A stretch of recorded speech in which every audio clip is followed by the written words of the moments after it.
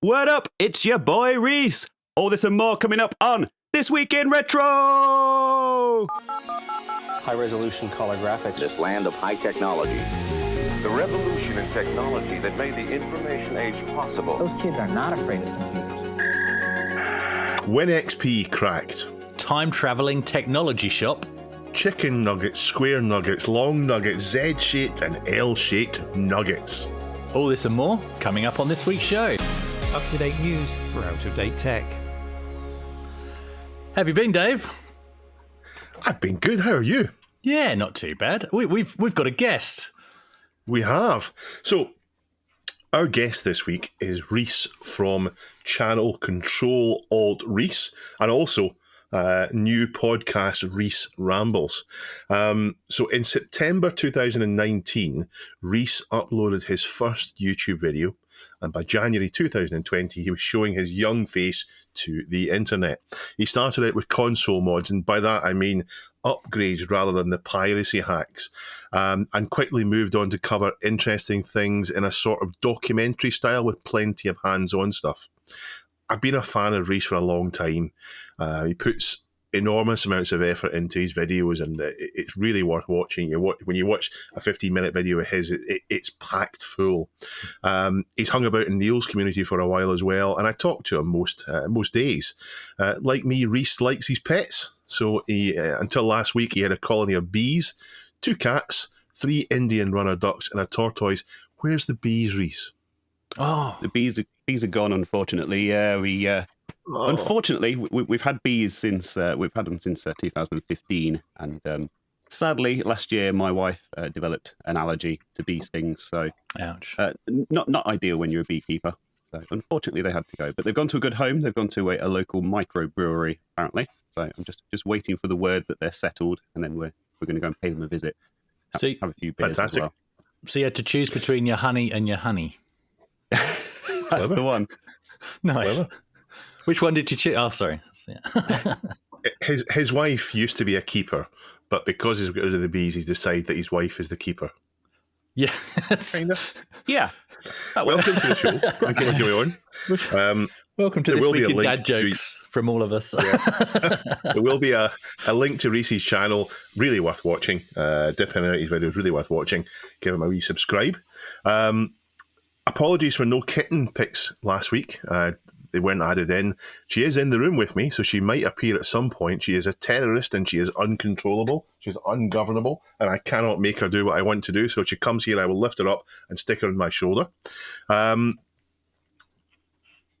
your week been, Reese? How's my week been? I've been playing with weird old Japanese PCs. So I bought this NEC PC 9821. I bought it quite a while back, actually, but I've only kind of just got around to taking it apart and sort of starting to restore it. But the interesting thing, obviously being Japanese, it's weird. But the interesting thing about this particular model is that it's got a TV tuner and it's got onboard MPEG encoding and decoding. And I was going through the hard drive, which is a bit of a spoiler, but I was going through the hard drive and found some interesting screenshots that the previous owner had taken of various female TV presenters and so on. So yeah, I'm not sure if they're going to make it into the video, but it's been an interesting week. On. Yeah, there's nothing. I mean, there's nothing too racy or anything like that. But Nice. Yeah, I'm quite interested in that one because I think I've seen that those NEC PCs mentioned as having better versions of the role-playing games that I like from the DOS era. I think, if I'm right, I mean, you're going to tell me when it comes to the video, but I think it's like a PC with extra proprietary stuff added on, so it's kind of like an enhanced Pentium type thing. So hopefully I'm going to find out a bit of that when it comes to the video. So I'm looking forward to seeing that. Chris, what about yourself? What's on your face? What's on my face? Well, I want to start off by saying I object to this week's guest.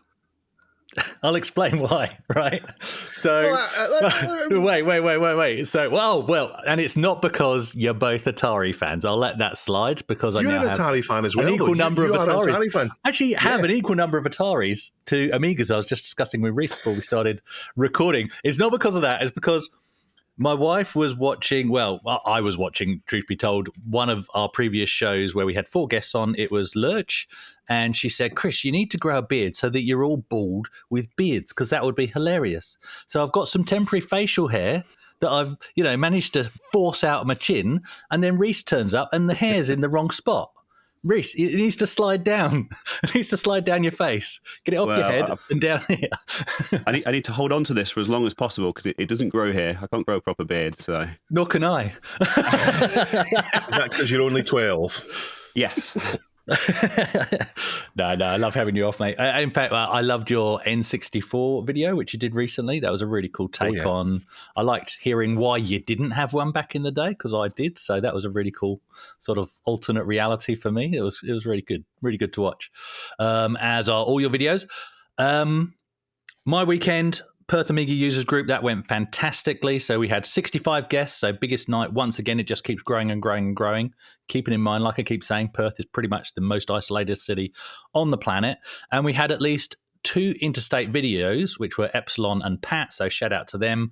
And they didn't come together. These were completely separate, and they've taken the trouble to fly over to come to the Perth Amiga User Group meet. Keeping in mind, this isn't like, Amiga, 35 or 38 or whatever it is now. It's not a whole day or 2-day event or anything like that.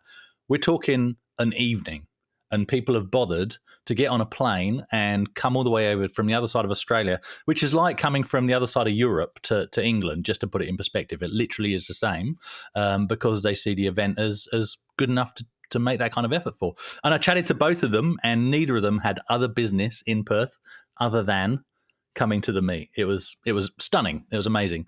So, yep, shout out to them. I picked up, like I said, another Atari. So I picked up a Woody Light 6er, and I'll get Duncan to put some photos in because it's already plugged into my CRT, excuse me, in the other side of the room, tested, working. That's all good. Only cost me, well, in real money, probably about, about £42. That's all it cost me. So very, very happy with that. And other than that, what else? Yeah, I was shooting the event, so we will put a video up. But I was using my new camera, my Sony ZV-1F. But I'm not sure I'd recommend it to anyone, to be honest. I think if you've got a decent enough smartphone, you wouldn't buy this camera. You'd buy the next one up or the one up after that. It really is a bit hit and miss. But yeah, it does. At least it's in 4K now. So I look forward to chopping the footage together and letting you guys know when it's up. Yep. Fantastic. And we should say about the Atari thing, I was thinking, now everyone knows I love my Atari ST. It's the machine I had when I was a kid. And everyone knows that Chris loves his Amiga. But Reese kind of represents the kind of all of Atari. Reese is right into his Atari ST as well as the Atari consoles. I'm not sure, are you much into the Atari arcade machines, Reese? I've not seen you talk about them. Watch this space. Is all I'm saying. I love those. I love them. It's Star Wars, isn't it? I don't own any because, unfortunately, I don't have the space for them. But there might be something brewing on that front. So watch this space. Okay. Well, Reese is into his Atari consoles, and so is Chris. And Reese is into Atari ST, and so am I. So there is lots of overlap there. There's no conflict there. There's no conflict today. All happy. We'll move on to housekeeping now. And this week, I was outraged by banjo guy Ollie producing a jingle for us. And the reason why I'm outraged, if you look at the video accompanying it for it, he has done me up like a kipper. So it's on Twitter. If you're listening to the podcast, it's on Twitter. You can see it on there, or even go to Discord, you'll get it there. But it's worth watching just for that.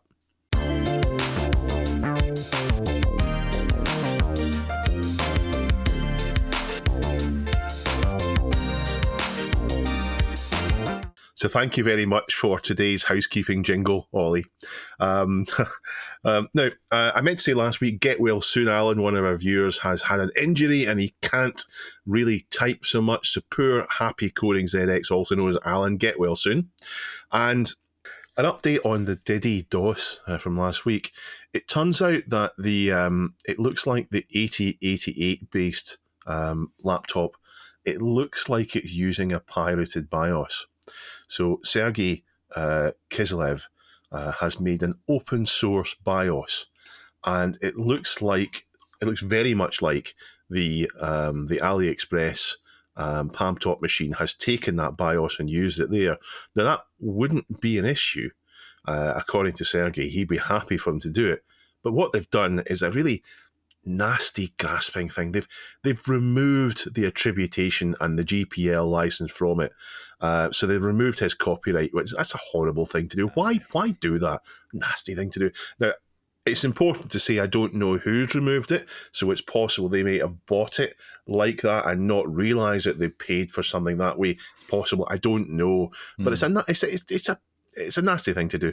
Sergey's put a post up about it, and you can see on there that the boot screen it's identical. It's almost certain it's happened, but that's a nasty little thing to do. Why do that? Just be especially in this community where people are. Sergey would have let them do it from what he said. So terrible thing. But anyway, thank you for letting us know on Twitter about that. And we're always happy to do updates or corrections or add-ons for our stories. We want to be as honest as we can and as accurate as we can. Now, I'd like to welcome our new patron, Tony. Thank you very much for signing up to Patreon. It's patreon.com, so it's www.patreon.com/thisweekinretro. If you'd like to join our patrons, thank you very much. Helps us along the way. And let's move on with the show. Over 21 years ago, Microsoft released maybe its best operating system, Windows XP. Now, Windows 95 and its enhanced 98, etc., were by far the biggest leap forward that Microsoft have made. But I think Windows XP was a bit more loved than them because they weren't quite as stable as they might do. They were built on top of DOS, on wobbly legs, sort of like a post-apocalyptic shanty town on top of DOS, whereas Windows XP was built from the ground up. Windows XP was a bit of a departure from Microsoft because of that, because it was a new start for them. It was built. I don't think Windows XP was the first time they'd used this kind of code base, but Windows XP was when it got really popular. It was massively popular. It took until Windows 7, which came out in late 2009, it took until Windows 7 came out for people to really start shifting away from XP. And even then, it wasn't until Windows 7 had been out for a long time. In fact, many businesses kept XP running right up to the extended support deadline of 2014 or even longer. So it had a huge life, almost 15 years. Now, Windows XP had activation. And that was, I think, the first time that Microsoft had done this kind of activation that required an external source. So that meant that unlike Windows 9X, you couldn't just bash in the same serial number every time. With Windows XP, to connect to the internet, or you had to phone Microsoft. Now, this wasn't foolproof by any means. From nearly the arrival of XP, there were loads of ways to get around it. And there hasn't been a way to properly satisfy the activation check. There's been ways to bypass it, but there hasn't been a way to properly satisfy the activation check by providing the code that Microsoft would provide to your computer to tell it that it was fully and properly activated. Now, the register story submitted by, thank you, Oz RetroComp for submitting this story to the subreddit says, so you take the product key generator and the ID outputting.exe, use them together, and you get to activate Windows XP without the internet nor Microsoft's help and without having to use a crack. I mean, I would still call that a crack. If someone gave that in a zip file, that's a crack for it. But I know what they mean, though. This isn't you breaking or forcing it to do it the wrong way. This is you, as far as your version of Windows XP is concerned, it is properly activated, and you couldn't go afterwards and determine that it had been done wrongly because the code it got is the legitimate code that had been generated. So Windows XP is long beyond the end of its life, and anyone using it now who isn't an idiot is using it attached to an old device as a way of controlling it. So you may have a CNC machine, you may have a medical scanning device, a warehouse inventory system, all those things. If they're running on XP and it's not connected to the internet, and it's working fine, then why replace it if you don't need to? But for us, it's very useful for playing old games. Lots of old games struggle on modern systems, and having an XP system like I do, actually I've got 2 or 3 that run XP, it's really handy for running these old games connected up to an old computer. So for me, this is ideal because I want my version of XP to be nice and neat and tidy and proper. So I think this is how I will do. This is what I will do for my next time I install XP on these. It's neat, it's stable, runs lots of games, and I don't think it matters too much that it's connected to the internet. I think people are a little bit, they go a little bit too far on that. All I do is I disable the internet connection on the machine, and then it's safe. So, Reese, are you a fan of XP? I am a fan of XP. I mean, it was kind of a golden age of sort of PC gaming, wasn't it? With the like Half-Life 2 and Doom 3 and those kind of games. I mean, that's what I was playing around that time. I was at college when it came out, and I remember I had exactly one friend who had broadband at home, and of course he was the one who completely legitimately obtained XP for those of us in that college class. And I'm sure a lot of us will be familiar with the old FCKGW volume licensing key. I won't read out the whole key. I think I can probably remember it still off the top of my head now. But don't read it out on live. Yeah. Oh, yeah. The other thing I wanted to add, I remember obviously everyone kind of, it had like that default Teletubbies theme with like the blue and the green and stuff, but you could actually change it to a silver theme. And the PC that I'd built at the time was all kind of silver themed with the silver monitor and everything else. It all looked really nice to have the kind of the OS all tied in with that as well. So. Always felt as if they said, let's take all the lessons we've learned from Windows 90, 95, we'll design it from the bottom up to avoid those. So I thought it worked really well. Chris, what about you? No, I did. I loved XP and things like Return to Castle Wolfenstein, Do 3, as Reese said, Vice City, played through that on an XP machine, as originally. America's Army, Counter-Strike, wasted so many hours in Counter-Strike. Yeah, fantastic gaming memories from that period. And I've got the beige, I've mentioned it many times before, the beige. In fact, if I kick it, you might hear it. Big beige full tower underneath the desk, which is what was my boy's first computer. So that's why that's there. And if I want to play something like Return to Castle Wolfenstein, even though I've got it through GOG, I'll fire up that machine. It's actually the GOG version I'm still running on there, but it works in XP. And I have that machine. It's 100% offline. It doesn't need to be online. Not that I'm scared of plugging it into an Ethernet connection. I think it's interesting that people think that if you turn an XP machine on and plug the Ethernet in, then a hacker will instantly know.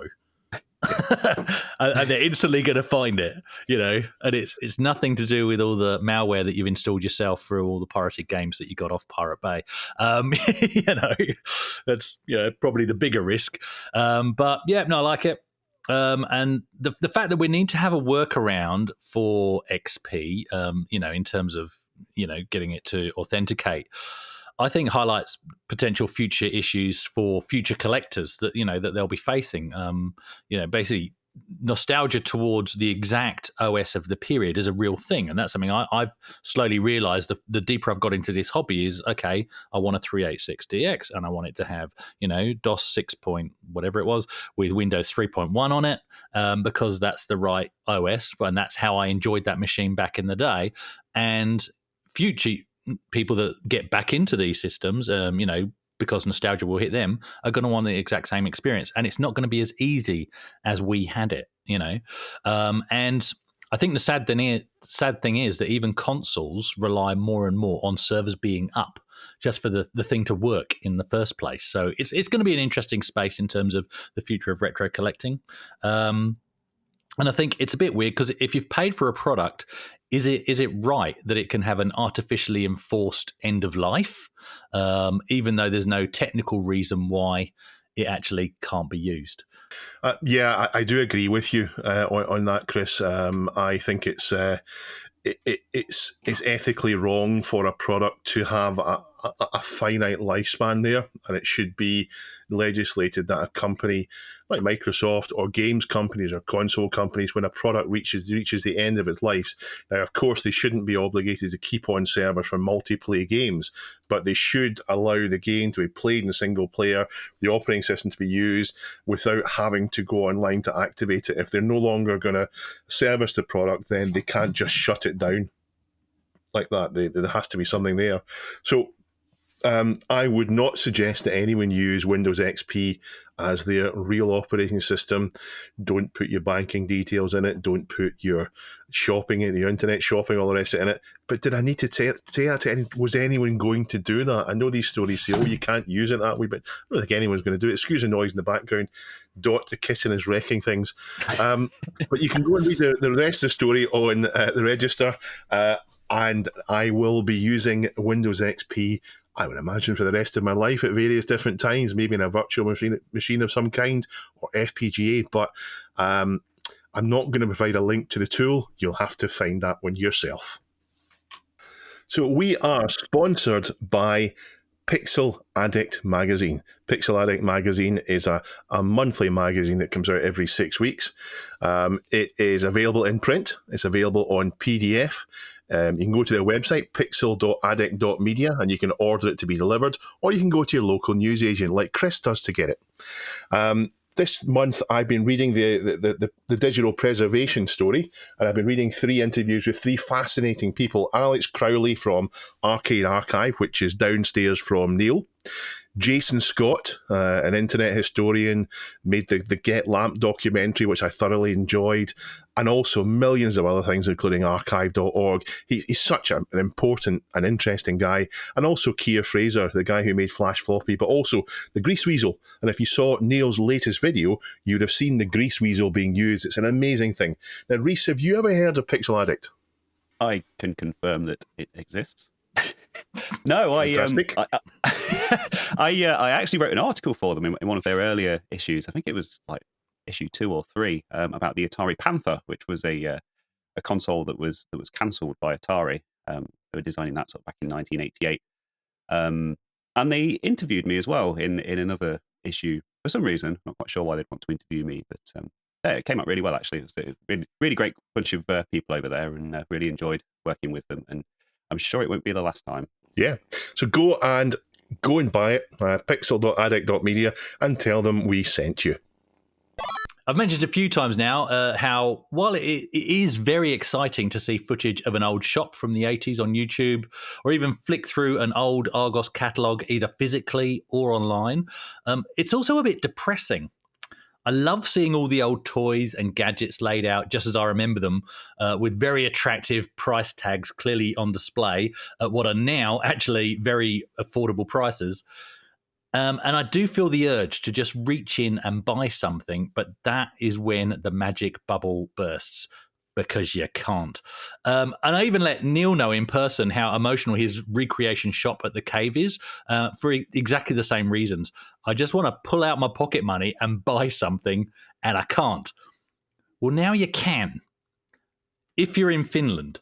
So Reddit user Protech438 linked us to a story via Google Translate, I must say, on website Ilta Sonoma. Is that fair enough pronunciation, guys? That's easy for you to say. I think that's spot on. Anyway, and it's about what can only be described as a shop that has literally travelled forward in time 30 years to the present day. Basically, the shop was created from the ground up back in 1965 by Esko Tostila, sorry for the pronunciation of the name, who is now 80 years old. Esko had closed the shop up in 1990 when recession hit, and not reopened it until now. Once word got around of this magical reopening, and I'm sure it's fueled by the nostalgia hype as well, they had 100-meter long queues of people waiting to get into the shop, and this actually grew to 200 meters on the Saturday, and apparently stayed at that constant length with more and more people joining the line, because basically you can only admit about 50 people into the shop at a time because of the size of the shop. You need to click on the link. Like I say, it goes via Google Translate, so you can read it in English or whatever language you choose. And because there's a heap of photos on this story, and obviously more detail than we'll give today, but tons of photos showing the stock on display, including, CRT TVs, car stereos, boom boxes, cassette decks, people walking out with boxed games consoles and other trinkets. It's just really cool to see. Now, I can't get there. But it brings us to a good discussion about retro shops. Okay, most aren't full of new old stock, which is what this appears to be, but many have made a really good job of making you feel like you're back at your local independent computer shop. And there's something very special about going to a physical store to have a browse and hoping you'll pick up a bargain rather than taking the lazy way out and just paying too much for something on eBay. So, guys, physical retro shops, including vintage brick and brack shops, we'll throw them in as well because they can be quite good for this hobby as well. They sometimes have hidden gems. Do you use them? If not, why not? Or if you do, where do you go? Where do you guys buy your vintage stuff? Dave? It's a brilliant story. I should say it's a brilliant story. Really enjoyed reading it. And I think a lot of people will be going there just to be involved in an event, just to get something, to do something memorable and exciting. And while these shops didn't suddenly vanish in 1990, they just little by little, step by step, they've changed, and now we don't have anything like them. And stepping back there must be great. As for physical retro shops, well, I love watching Clint from LGR do his thrifting episodes. I really enjoy those. And I always feel that American thrifting is much better than UK thrifting. And I don't know if that's... My theory is that there's more space for houses in America. So whereas in the UK, where we take things down the tip, down the dump, because we've no room for it, in America, they've got more room just to put it in one corner and forget about it. So things last... I think maybe things last longer. And also the charity shops that we have in the UK, from as far as I can see, there's just endless copies of FIFA 2012 and 50 Shades of Grey. Slim pickings. Anything electrical, I think they're reluctant to sell. And also, at least over here, I'm sure there'll be elsewhere as well, there's lots of semi-professional retro bargain hunters flipping stuff on eBay. So they're actively going out and looking for things to buy to then sell on eBay for more money. And I'm not sure how profitable it is. I think I have this theory that there's lots of people trying to do it, and then they don't realise that there's not maybe as much money as they think in it. But I think there'll be an endless list of people doing it that way. They do. I'm not too bitter about them. They provide a useful service, and it means that people can buy stuff on eBay, and that's where almost everything that I have has come from eBay, and I've got some bargains on there as well. Mostly in the UK, we have car boot sales to fill the gap, and I know that people talk about the equivalent being a yard sale in America, but that's not right. It's not the same thing. We do have what we call a yard sale in America, or elsewhere we call a garage sale in the UK, but they're not so common now. Yeah, they're not so common now. It's Australia. They're not so common now. But car boot sales are semi-professional. Most of the people with a pitch at a car boot sale are doing it several weekends a year, or maybe even every weekend during car boot sale season. So they're buying stuff to sell at it. Now, that might be they're buying stuff in bulk from China that they think they can get cheap and sell it theirs. They might be buying job lots of retro stuff and selling it there. But we have that. I don't go to them, though. I kind of wish I'd been going to them 10 years ago. But I think there's an awful lot of people trying to get value from retro that maybe isn't there. I talk about... I sometimes go on a rant about places, people trying to get eBay money for Gumtree effort. So in the UK, we have Gumtree and Facebook Marketplace. I know that all over the world you have maybe one or two of those. You have other equivalents to it. This is sort of classified listings where, unlike eBay, where all the onus is on the seller to do everything, on these, the onus is on the buyer to do all the work to make sure that's what they're looking for. So the seller can just say, here's a picture of some stuff, 50 quid, come and get it. And I get ranty about people on eBay looking for. They've got a job lot of stuff. They haven't bothered cleaning it up, testing it, or properly listing it. But what they've done is they've taken the maximum price that each item might go for and said, well, let's add that all up, and that's the minimum I want. And it's just greedy and lazy and eBay money for Gumtree effort. So that doesn't. Other than that, though, there's loads of bargains. I find eBay much more convenient. But as for physical shops, I reckon for a shop like this. So I reckon the overheads would be too high. It would be uneconomical to have a shop like this. It certainly would work for modern stuff, and there's plenty of that already going on. But if you imagine a shop laid out where you could go in and you could see like the Dixons of 1990, where you could see Commodore, Atari, British Micros, PCs and so on, all fixed and fully refurbished with a price ticket, to the point where you knew if you wanted something, you could go to the shop. If you thought, I want a disk drive from a Commodore 64, I'll go to that shop and I'll buy a disk drive from a Commodore 64. And you knew it would have it there. Imagine a shop like that. I don't know if it's possible. You need a huge catchment area to do it and big markups. And I don't think people are too inclined to pay for the labour involved in restoring this. I mean, Reese, you'll know this when you restore things. It takes a lot of time to take a battered old thing, research how to fix it, components and all the rest of it. And if you start charging, I don't know, 30 quid an hour to do that, it quickly becomes far beyond what people will pay. So, no, you've raised an interesting point in both the things you've just said, because funnily enough, with some of the physical shops that I've been to, and let's be fair here, when I call them physical shops, what they generally are sublets. They're like a shop within an indoor market or something like that. That's how most of these retro shops manage to exist. So I would assume the overheads are slightly less, but they've still got staff, they've still got shelf space, bills, overheads and all of that. And generally they are less than eBay prices. And why it's interesting with what you said before is because the only Atari 2600 game that I've picked up, which was a really nice looking copy of Frogger, I picked up from a vintage fair. So that's the equivalent of a car boot sale. So lots of semi-professionals laid out in a big field selling their wares. Yeah. That's the only one that's actually technically been in the worst condition. I cleaned the pins over and over again, cannot get this game to boot, right? All my other 2600 cartridges work, and I've cleaned the heck out of this thing, can't get it to boot. And there's no going back to that seller, because where are they now? Who knows? Yeah. Whereas most retro shops, they will have a returns policy, which is completely different. So it's weird. So even though, like I say, it's generally a shop within a bigger thing like an indoor market or whatever. Clearly, some people are making it work. So it's an interesting space.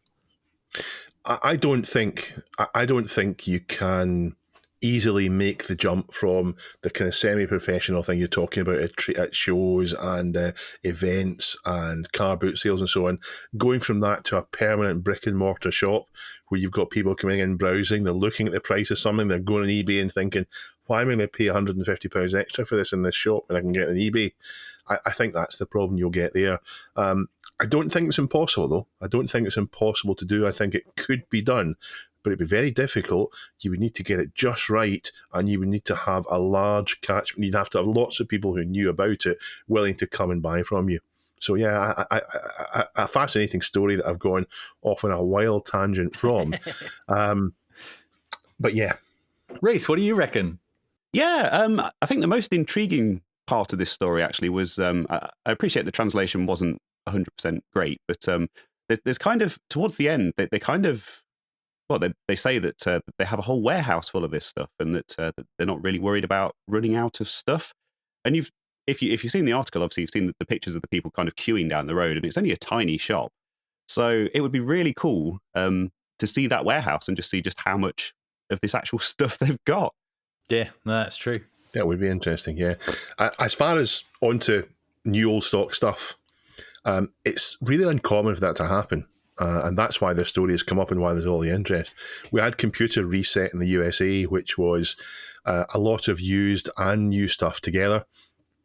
And we have the bird poop thing in the UK, which is somewhat shrouded in secrecy.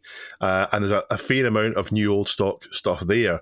But it's just not common at all for this to come up. There was a place in where was it? Was it Venezuela? Somewhere in Central or South America, where they had some new old stock stuff. It was just a computer shop that had been closed down, and then someone found all the inventory and sold it at not terrible prices. I bought a new old stock 5.25 inch drive from them. So there's places that they do come up from time to time. There must be more of them. There must be more of these around. I know there was the 17-inch Dell, no, not Dell, it was 17-inch Gateway monitors that appeared on eBay, and they were selling at ever-increasing prices. The guy that had the container of them realised, hang on, people will pay a lot for these. I got 2 of them, and I think Neil got 2 as well. But there will be more of these things appearing, but they're rare and unusual. It's just not common at all. I think that's what the interest is here. So, Rich, you've clearly had a look through the story as well, because you're mentioning the pictures just now. Any other thoughts? Yeah, oddly enough, actually, rather than kind of the computer stuff and stuff like that, the thing that kind of made me the most nostalgic was the car stereo display. So they've got this display of like old car stereos with the knobs and the tape decks and everything, and it took me back to my old Mini that I used to have back in the day that had one of those in it. So, very cool. I remember we had, all of a sudden, car stereos were a big show-off item that you had, and then they just weren't, and nobody really cares about them now. Mm-hmm. It's a funny thing. I've forgotten all about those. Where do you buy your vintage stuff out of interest, Reese? eBay predominantly. Yeah, okay. And I like Buy as well, the Japanese sort of auction site forwarding thing. So I buy an awful lot of overpriced stuff from Japan. Well, the stuff itself's actually ridiculously cheap, but then the shipping ends up being quite high, as you might expect. That was one of your first videos, I think, was a job lot of stuff you'd bought from Japan. It was, I was a bit addicted to it. Regretful. At the time. I have kind of dialed it back recently, but yeah, at the time I was. It was a kind of a lockdown thing, wasn't it? It was just sitting at home all day browsing the Japanese auction site, saying, "Oh, that looks weird. Let's buy that and see what it is." Then did it inevitably having to sell it all on. Oh no! Good times. I have the shipping problem because obviously most of the stuff that I want is from the UK because that's where my childhood was. So yeah, shipping. I don't even, when I talk about how much I've spent on things, I don't even talk about the shipping. Like I might mention it, but as far as I'm concerned, shipping doesn't count. Chosen to take. Yeah, it's a cost I've chosen to absorb. It doesn't exist. It doesn't exist. Is there any way around the shipping cost to Australia? Can it be done any cheaper than what you get charged on eBay and so on if it's your family doing it? And that's what annoys me, seller to seller. Even though they're all using the eBay global shipping program, even just for one Amiga box game, it can double between sellers, which is ridiculous. And often it's the same price you're paying for the game. So. Yeah, and that's why I'm fortunate enough to have friends and family in the UK where I can say, okay, stuff it. I want that, but the shipping's too much. So I'll ship it to my mate and I'll pick it up when I go over next, So so it only cost me $3,000 to pick it up. That's fine. Yeah. But I actually love the gaming shops, but I'll be honest, I don't go to them that often. We've got some fantastic ones here in Perth, just the 3 of them really. So I'll try and mention all of them: Beyond Retro, 8-Bit Anarchy, and Retro Collect. Not sponsored. I'm just aware of them and I've used them all. But I'm not a frequenter. And I think, what you're saying is totally valid there, Dave, in terms of it's hard to go from one to the other. But these are, for all intents and purposes, they're brick and mortar stores, just a reduced size.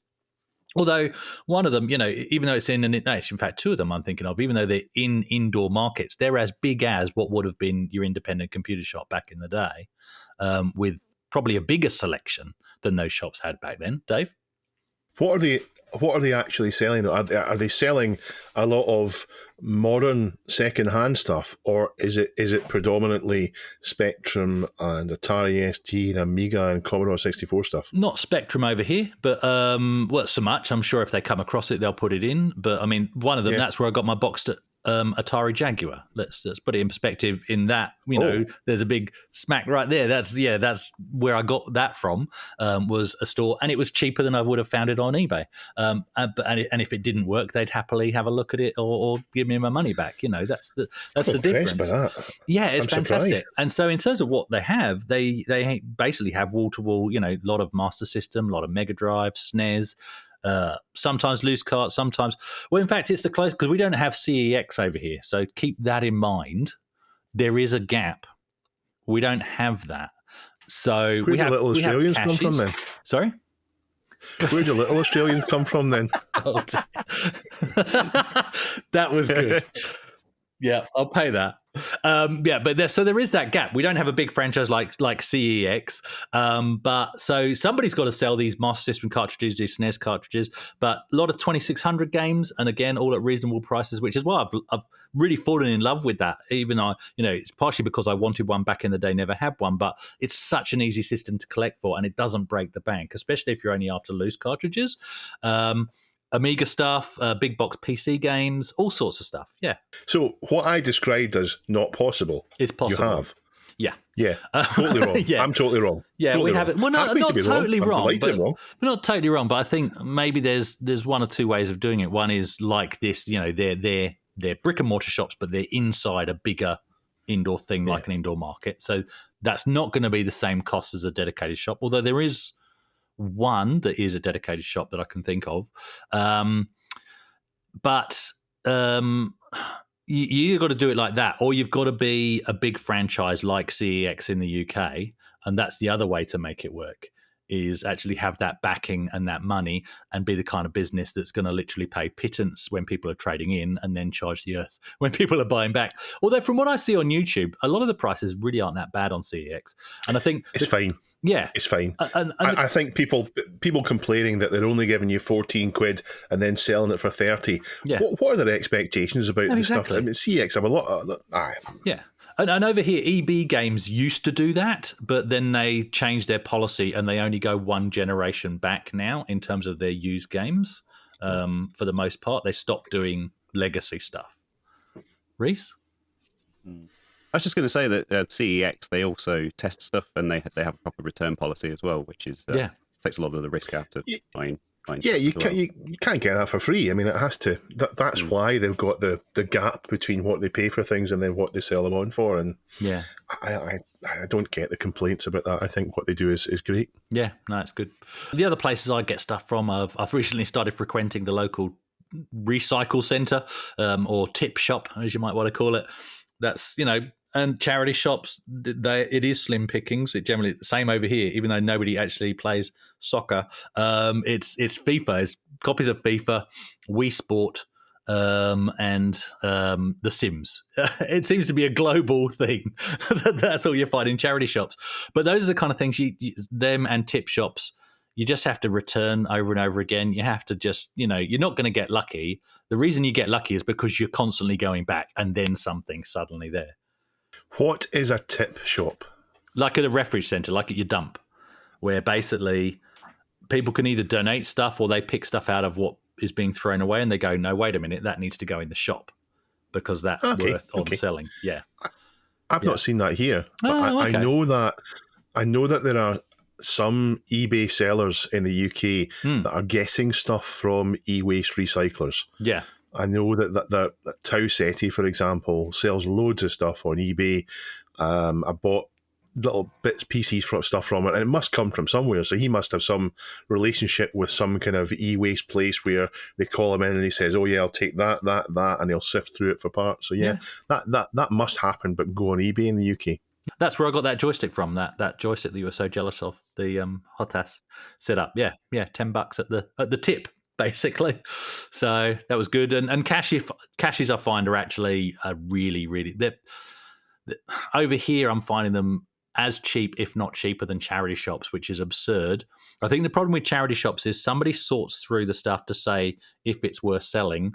And there's part of me that actually believes that those people are not entirely trustworthy and may actually be either buying it themselves or saying, no, nobody's going to buy that. And then I don't know. But stuff never seems to make it to the shelf. That definitely is a problem. I know it's a problem for UK museums. I've heard gossip about that happening, and I've heard it happening in a European museum where there was. I don't know what the line is between something that's fraudulent and something that's, well, it's a fair advantage. If you work at one of these places, you get the chance to buy something you wouldn't get the chance to buy elsewhere. I don't know where the line is, but the example I told was of ridiculously cheap voodoo cards, and it was, in my opinion, it was theft. Anyway, I'm not going on another rant today. I've already had one. Yeah, no, that's fine. I think if you work at a charity shop and you're buying the stuff, you're saying, can I have first dibs? That's fine because the charity's still getting the money. Disappointing, but whatever. But if it's not making it on the shelf and not being paid for, then I would definitely have an issue with that. I'm not saying that's happening, but yeah. But if you're setting what the price is and you're also the person buying it, then true. Yeah. Well, this is only worth $5, and I'm going to buy that immediately. Well, I've noticed some charity shops in the UK, they actually have an eBay presence as well, don't they? And they actually sell, and that's where I recently picked up. Oh, what was it? It's on the shelf. That's where I picked up Banshee for the Amiga. It's on the shelf behind me. You probably can't zoom in from there. It's in fantastic condition, and that cost me 16 quid. Now for Banshee. On the Amiga, that's actually a pretty good price, and that's why I actually didn't. Great price. And they had good shipping, which is why it's here and not waiting at my mate's house, because I was like, stuff that's coming straight to me, and the shipping was super quick as well. So that was from a UK charity shop. Insane. Yeah, I know that. Late era Amiga stuff, no one bought the original, so it must have been expensive. Yeah, that's right. The other hidden gem, just before I close off this story, is if you've got to start checking out bric-a-brac shops or what I would otherwise call not vintage shops. What are they called? Antique shops. Because sadly, a lot of the stuff that we're into for our hobbies and nostalgia, yes, it's old enough to make its way into those kind of stores. And you never know what's hidden. Some of the bric-a-brac shops are amazing little rabbit warrens that suddenly you turn the corner and, you think it's nothing but books, and you turn a corner and there's a nice little, hi-fi stack. Completely working, tested working, and you can walk home with that for not a lot of money. Fantastic places to go browsing through. But going back to the original story, though, this shopping in Finland is not Sweden, like I wrote in the show notes. I thought I'd corrected that everywhere. It's in Finland. I'm assuming this is all new old stock, and I can't. I say that because I can see the original boxes everywhere in all the photos. And the story says that they have over 300 square meters of goods, as Reese mentioned earlier, and that it's not going to run out. Well, clearly it's going to run out at some point. And the opening 200 people queuing up at will. Yeah, exactly. The opening of the story does say that all the stock is where it was left 30 years ago. But they've done a great job because it's not covered in dust or faded or anything like we're used to seeing when these things re-emerge, at least not from what's been shown in the photos. I couldn't glean what the plan is going forwards. Whether when they've sold out of all this stuff, will they just shut up shop, or will they start stocking pre-loved items? Maybe, I don't know. But I just absolutely loved that this has happened at all. And he's not selling online. You have to physically go there. So buy a ticket to Viala if you need a new roll of Fujifilm, because there's some of that there, or a stereo with tape-to-tape fast dubbing, or even a new old stock CRT TV. It's all there. Do you like a McDonald's? You won't be surprised to hear that I've had a few over the years. Although lately I haven't been enjoying them quite so much. I don't know if it's me or McDonald's. I used to love a Big Mac, a quarter pounder, a Big Tasty, but these days I can happily go without. One thing I never enjoyed though was chicken nuggets. I was never a fan of those. Like, they're bland things. There's no flavour to them. They're only suitable for dipping in tomato sauce by kids. And when I take my niece and nephew to McDonald's, that's all they want to eat. But thanks to a submission from ctrl-alt-rees. Who the heck's that? They have become the new Will It Play Doom, maybe. So this time it's not Doom, and this time it's not a toaster, a pregnancy test kit, a smart fridge, a printer. No, it's a McDonald's chicken McNugget. McDonald's McChicken McNugget, is that what it is? McChicken McNugget. Is it chicken nuggets or chicken McNuggets? McChicken McNuggets McNuggets. Sure. And it's playing McTetris. They're on sale in Chinese McDonald's for around $31 or £4 in about $5. And Ronald McReese, you submitted this story. Tell us more. I did, yeah. I mean, I thought this was an important historic development in the story of Tetris that should be documented. I'm quite disappointed that they didn't hold on. You know the recent Apple Plus Tetris movie that they made with Taron Egerton in it? I thought maybe they perhaps should have held off until this this kind of unfolded, so they could include this important aspect of the story as well. But yeah, it's Tetris on a chicken nugget. I mean, what's not to like?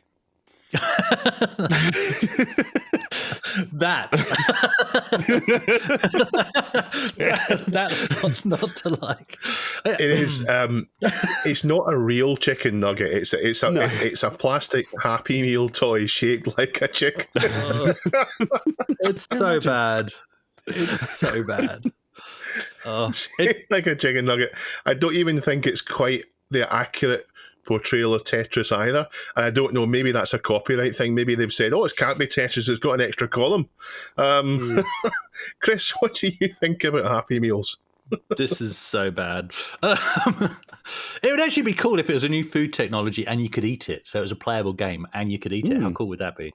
Oh, but it's It'd not. It'd be good for about 5 minutes. So it's not a chicken McNugget, and it's not really Tetris. So it's nothing. I hate everything about this story. But it does remind me. Oh, sorry. Go on, Reese. Go on. No, I was going to say it is officially licensed as well, apparently. So is it? So it is. Yeah, it is. It's got all the official logos and stuff on it. Yeah. Oh, not like back in the day when in the Argos catalogue we buy a handheld blocks game. You know. That was literally Tetris under a different name. It does. I mean, obviously, you can't look at this story without being reminded of the good old days of the Happy Meal toys, you know. And I remember a period my mum would, on her shopping trip, she'd actually pop into McDonald's just because you could buy the toys separately for a period. And so I had all the wind-up cars. They did a series of them. Haven't got them. Apparently, some of them are worth more money than Amiga games on eBay and stuff, but they're quite collectible. But it was fun, and I don't know, McDonald's itself, I'm with you, Dave, right? I used to love it, and now I can easily go without a McDonald's. In fact, it doesn't even come up on my radar anymore. But, you know, back in the day as a kid, well, first and foremost, we didn't have one in our local town. We had a Wimpy. And so it was on trips to London with my big sister that we'd get to go to McDonald's. And it was a thing of dreams. It was a real treat to go to McDonald's. And it was nice and fresh and clean. At least this is how I remember it. And it was a real cool thing. And if you got a Happy Meal, you get a toy. And the toy was actually good.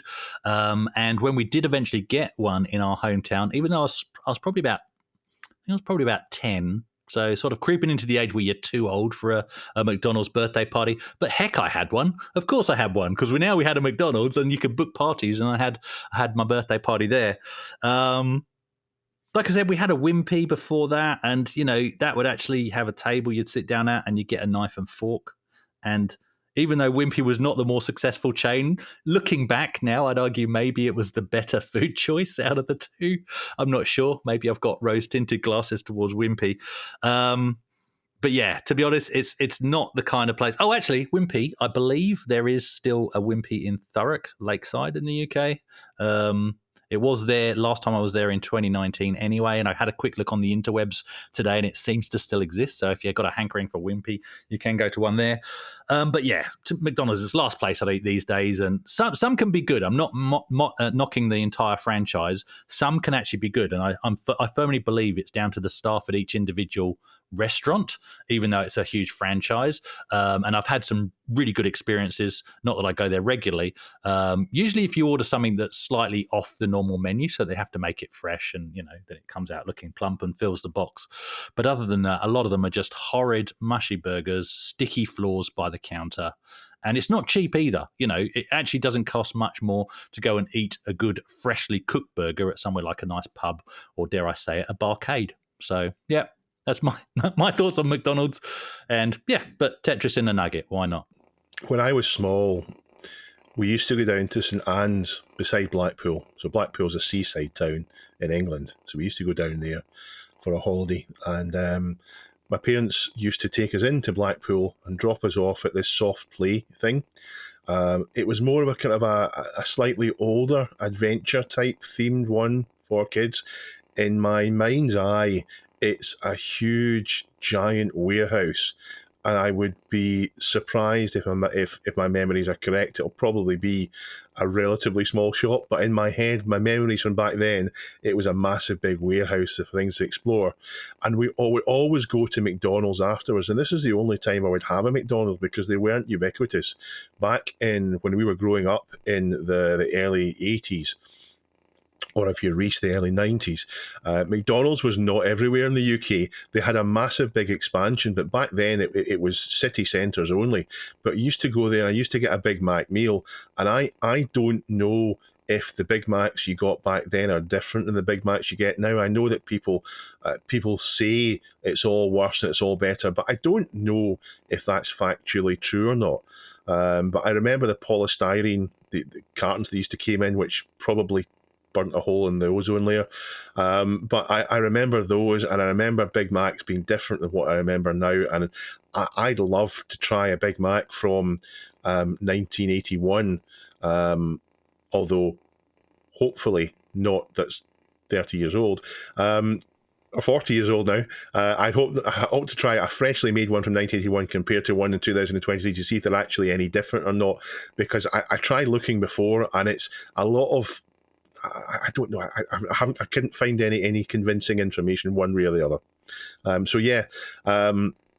I don't know that this toy will make it to the UK. I'm surprised to hear it's licensed. I thought there might be copyright issues, but Reese says it's licensed. So if it's licensed, then why not? It's a cool little thing, and it may not be the best Tetris experience, but if it's a fiver, then it's a bit of fun. So why not? Okay, time for our question of the week. And the question from last week was, time to show off that stuff that you might not be able to show off elsewhere. And basically this stemmed from me sharing my Lego box that was signed by the Lego Masters of Australia, which I was very happy with. So we asked, is there anything that you would like to show off? Post a picture and we might even include it in the next show. So Reece, do you want to read out the first response? So, Nuclear Silo for Sale says, not super interesting nor that retro, but this was within arm's reach. I'll go through my garage some other week, lol. And it fits the criteria of being unlikely as appreciated in other subs. Sorry about the poor lighting, it's dark here. I present my original PlayStation that I've had since the mid-90s. It's the original one with the once sought-after audio DAC and words on the power/eject buttons instead of symbols. I also have a movie card expansion, which gives the PlayStation the ability to play VCDs. I also have a genuine copy of Wayne's World on VCD, excellent film, the only movie anybody needs, totally agreed, and a genuine Sony S-Video cable. Just in case we didn't all feel old enough already, I propped my little photo display up on my nearest boxed copy of King's Quest. Yeah, and there's photos attached to it there. Duncan can hopefully Duncan will show them on there. The original PlayStation has a look, doesn't it? It has a real look to it. It's unique. That's great. That was brilliant. That's cool. The next one is by ctrl-alt-rees. You're everywhere. Again. I own an Auric Atmos that was used as a prop in Channel 4's long-running IT-themed TV series, The IT Crowd, or The It Crowd. I bought it in a charity auction from the prop company in 2015, and it even has a certificate of authenticity. How do you know the certificate's real? Does it have a certificate of authenticity? Yeah. The machine was on the shelf behind Moss, played by Richard Iandi, from series to season. It's series. It's British. Series, sorry. Series 2 right. onwards. And Reese has attached pictures, but do we need those pictures, or can you maybe show us it? Yes, you can. There we go. Look at that. Of course, I came prepared. So this is the Auric Atmos, as seen on TV, and I've also got the certificate for you as well. Yeah. For listeners, the Auric Atmos is a quite small, it's maybe about the size of a 48K Spectrum, but it's got a better keyboard, and it's got those lovely kind of orangey red keys at the side and the orangey red underside of it and the black front. It looks fantastic. I mean, it looks really great. It didn't really catch on, unfortunately. I don't know why it didn't catch on. Did not catch on because it was a bit too expensive. Did people go for the Spectrum instead because it was cheaper? They were very expensive, weren't they, back in their day? Really good, really capable machines, though. It's a shame. It's a shame it never really came to much. But yeah, thank you very much for your submission, Reese. Yep. Nice. So the next one is by T8 STA DIM 3RDA. I'm just going to read it out like that. Tasta Demarda. Was it Tatester? Because that's an 8. Anyway, whatever. Who says, I have no love for the Empire, but this Soul Survivor marks the end of my sadistic campaign of torture against my Star Wars figures. The last of my childhood figures. It has pride of place in my retro cave. Many figures met with dismemberment or beheading. Sounds like what I did to my Optimus Prime. Some wandered too close to an open flame. Others took a swan dive into the ocean. Oh no! Of a ferry bound to Millport. Others soared sky high via an elastic washing line onto the top of my tenement building, never to be seen again. It was a secret campaign and there was much collateral damage. Some of my siblings, rebel figures. Normally I wouldn't show this off for fear of retribution, but my siblings won't see this. I've got to click on this because I haven't clicked on this image. Duncan will put it in, as Dave said. Oh, no! Is that a biker scout as well? That's not a stormtrooper. That's a biker scout. That's a headless biker scout. I don't want to see that. That looks like it's been burnt as well.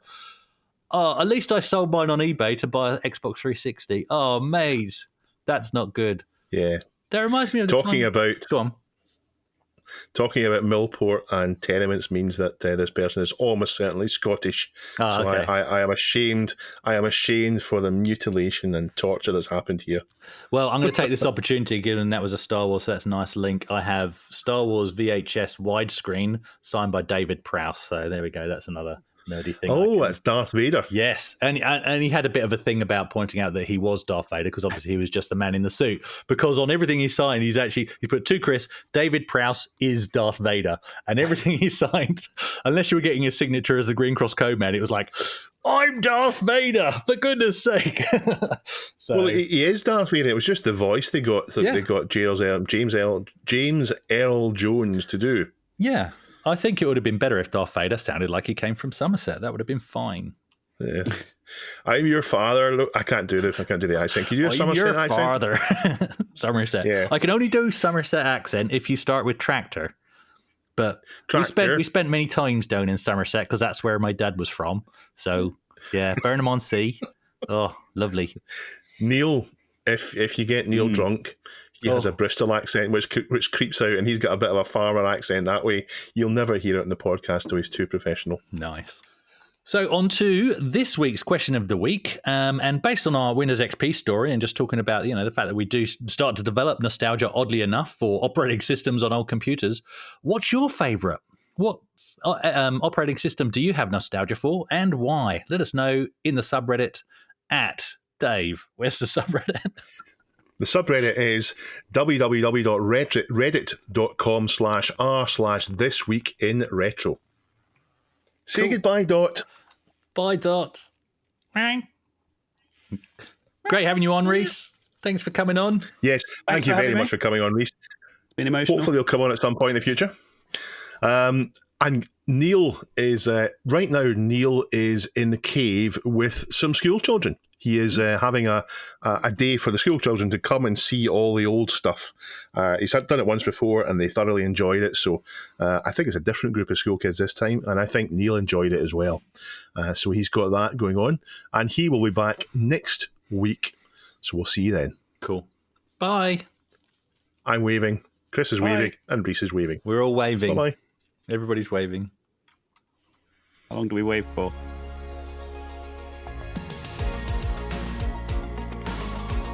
This Week in Retro was presented by Neil from RNC The Cave, Chris from 005 AGIMA, and Dave. It was produced by me, Duncan Styles. The podcast version of the show is available through your favourite podcaster, including Apple Podcasts and Spotify, and the video version is available on the This Week in Retro YouTube channel.